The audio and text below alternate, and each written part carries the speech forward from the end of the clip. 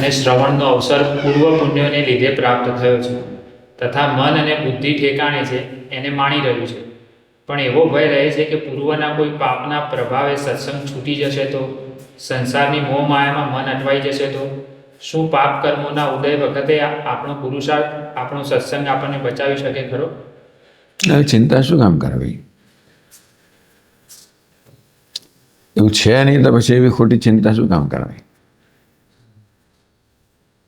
પુણ્યનો ઉદયથી સત્સંગ મળી રહ્યો છે આપણને, આપણે કરી રહ્યા છીએ. ખોટી ચિંતાઓ ના કરે, ભય ના રાખવો. અને કદાચ એવો ભય જન્મે તો પછી એના માટે વિશેષ પ્રાર્થના કરવી, પણ ભય રાખવાની જરૂર નથી.